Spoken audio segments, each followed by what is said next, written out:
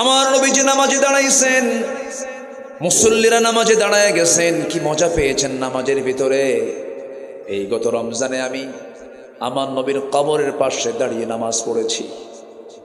নবীজির কবর থেকে মাত্র 20 হাত দূরে আল্লাহ পাক আমাকে বহুবার নিয়েছেন। এই রমজানে তারাবির নামাজ শেষ হয়ে গেল।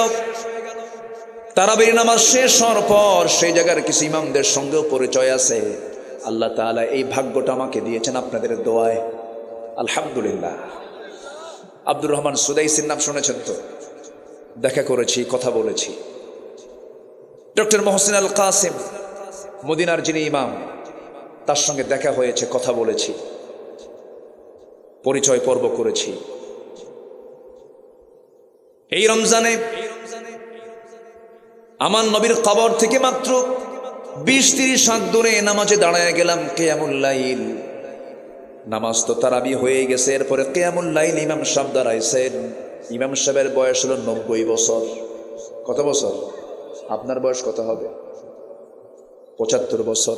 ওনার চাইতে 15 বছরের বড়। 90 বছরের বুড়া ইমাম, বয়োবৃদ্ধ ইমাম নামাজে দাঁড়ালেন, নামাজ শুরু করলেন। কিয়ামুল লাইল তিনি পড়াচ্ছেন 2 রাকাত। কিয়ামুল লাইল নফল নামাজ পড়তে সময় লেগেছে 39 মিনিট। যেরকম সুবহানাল্লাহ। ওটা কি নামাজ? নফল নামাজ। 2019 সালে মনে আছে, আমার বাবা ডান পাশে, একসঙ্গে হজে গিয়েছিলাম আমি আর বাবার পায়ে সমস্যা, নামাজে দাঁড়াইছি, নামাজ পড়তেছি। এরকম বয়স্ক ইমাম ফজর 2 রাকাত নামাজ পড়ালেন। নামাজ পড়তে পড়তে সময় লেগে গেছে প্রায় 29 মিনিট। যদি আমার দেশের কোন ইমাম যদি ফজরের নামাজে যদি 29 মিনিট সময় দিয়ে যদি একদিন নামাজ পড়ায়, নামাজও শেষ, বলবে হুজুর টোপলা নেন। ঠিক কিনা? সময় তো দিতে হবে নামাজের ভিতরে। আমরা ওয়াজ শুনি ঘন্টা ঘন্টা, কিন্তু নামাজ পড়তে বিরক্ত। তার লাভটা হলো কি? ওয়াজে বেশি সময় দরকার না, নামাজে বেশি সময় দরকার? নামাজে। আল্লাহ তাআলা বলছেন, ফাখলাফা মিন বাদিহিম খালফুন আদাউস সালাহ ওয়াত্তাবাউশ শাহাওয়াত। আমি তাদেরকে জাহান্নামের গর্তের মধ্যে ঢুকায় দেব, যারা নামাজকে নষ্ট করে ফেলেছে, যারা নামাজ পড়ে নাই। আবার আরেক জায়গায় আয়াতের ব্যাখ্যার একটা আয়াত আল্লাহ রাব্বুল আলামিন বলেছেন, কোরআন তেমন একটা কিতাবের নাম, একটা আয়াতের ব্যাখ্যা আল্লাহ তাআলা আরেকটা আয়াতে দিয়েছেন। আল্লাহ রাব্বুল আলামিন বলেন, মা সালাকাকুম ফি সাকার ক্বালু লাম নাকু মিনাল মুসাল্লিন ওয়া লাম নাকু নুতঈমুল মিসকিন ওয়া কুন্না নাখুদু মা'আল খায়িদিন। ও জাহান্নামের, আজকে তোমরা জাহান্নামে কেন?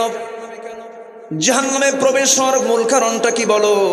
জাহান্নামীরা বলবে, আমরা 4টা কাজ দুনিয়াতে করে আসি নাই। মুখস্থ করবেন কয়টা কাজ? আবার বলেন কয়টা কাজ? আমি কিন্তু আলোচনা শেষে আবার প্রশ্ন করব। রাগ করতেছেন নাকি আপনারা? আমার আলোচনার ধরনটা একটু ভিন্ন। আমি আলোচনা চেষ্টা করি মানুষকে মুখস্থ করে দেওয়ার জন্য, এটা উচিত। আমরা মরা ফেরনের ইতিহাস সব জানি না? মরা ফেরন, যেটা ফেরন মরে গেছে, ইতিহাস জানি না আমরা? তো মরা ফেরনের ইতিহাস শুনে কি করবেন? তাজা ফেরন যে সমাজে অনেক ঘুরে বেড়ায়, ঠিক কিনা? তাজা ফেরন নাই? আছে না নাই?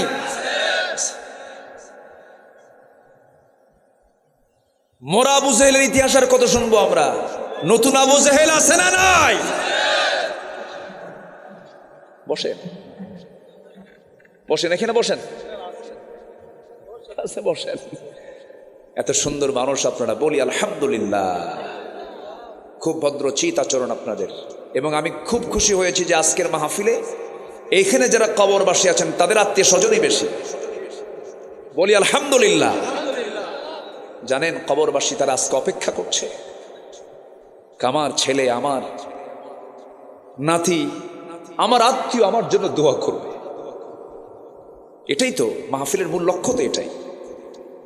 আল্লাহ তুমি কবরবাসীর সমস্ত আযাবকে তুমি আল্লাহ মাফ করে দাও। একটু জোরে বলেন না ভাই আমিন। আরেকটু জোরে বলেন আমিন। আমার দিকে তাকা। সম্মানিত ভাইয়েরা, সম্মানিত বন্ধুগণ, জাহান্নামে যাওয়ার মূল কারণ কয়টা বললাম বলেন তো? চারটা। নাম্বার 1 হলো জাহান্নামীরা বলবে আমরা আজান শুনেছি কিন্তু নামাজে যাই নাই। এমন লোক তো আমার দেশে খুঁজে পাওয়া যাবেই না। হ্যাঁ, কিন্তু এই নাজিরপুর বাজারে, এই চাষকর বাজারে ব্যবসায়ীর কানে কানে কি আজান যায় না? আসতে বলেন, আজান যায় কি যায় না? সব ব্যবসায়ী যদি আজান শোনার সঙ্গে সঙ্গে, আজানটা মূলত কার ডাক? আসতে বলবেন না, কার ডাক? আল্লাহ মানে কে? এই আকাশটা কার? ওই সূর্য কার? ওই চন্দ্র কার? এই জমিনটা কার? আমার প্রাণ কার হাতে? ডাক দিচ্ছেন কে? শুনতেছে কে? শুনতেছে ব্যবসায়ী, আমরা, তাই না? তাহলে আমরা শুনলাম, ডাক শুনলাম আজানের, হাইয়া আলাস সালাহ। হাইয়া মানে কি? তাড়াতাড়ি করে আসো। হাইয়া আলাল ফালাহ, তাড়াতাড়ি করে কল্যাণের দিকে আসো। হাইয়া, হাইয়া শব্দটার আরবি যার অর্থ হলো তাড়াতাড়ি করে মসজিদের দিকে চলে আসো, তাড়াহুড়ো করে আসো। আমরা দেখবেন যে কোনো কাজ, যে কোনো শক্ত ভারী জিনিস যখন আমরা একা না পারি, তখন সবাই মিলে বলি কি? কি বলি? হাইয় বলি না? বলি কিনা? হাইয় বলি কিনা? এই যেটা জোড়ালো চেষ্টা আমরা করি। আল্লাহ বলছেন বান্দারে তাড়াহুড়ো করে সব কাজ ফেলে একসঙ্গে চলে আসো, নামাজের দিকে আসো, নামাজে দাঁড়াও। আজান হয়ে যায় সুন্দর মিষ্টি সুরে, ব্যবসা চলে, সব চলে, কিন্তু বান্দা নামাজে হাজির হয় না। জাহান্নামে যাওয়ার 1 নাম্বার কারণ হলো আজান শুনেছে কিন্তু বান্দা নামাজে যায় নাই। এটা হলো 1 নাম্বার কারণ। জাহান্নামে যাওয়ার 1 নাম্বার কারণ হলো নামাজটাকে ছেড়ে দেওয়া। নাম্বার 2 হলো জাহান্নামে যাওয়ার 2 নাম্বার কারণ হলো বান্দার হক নষ্ট করে ফেলা। মিসকিনদের খাবার দানে যারা উৎসাহ দেয় নাই, বান্দার হক যারা নষ্ট করেছে, রাস্তার টাকা মেরে খেয়েছে, জনগণের টাকা মেরে খেয়েছে, এতিমের মাল, ভাতিজার মাল চাচা মেরে খেয়েছে, বোনের সম্পত্তি ভাই বুঝে দেয় না, এমন ভাই তো গুরুদাসপুরে নাই। আসতে বলবেন না, আছে না নাই? বলবো। আবার যদি জমি যদি ভাগ করে দেওয়া লাগে, দিবেন তো? তাহলে মাহফিল সফল। বলি আলহামদুলিল্লাহ।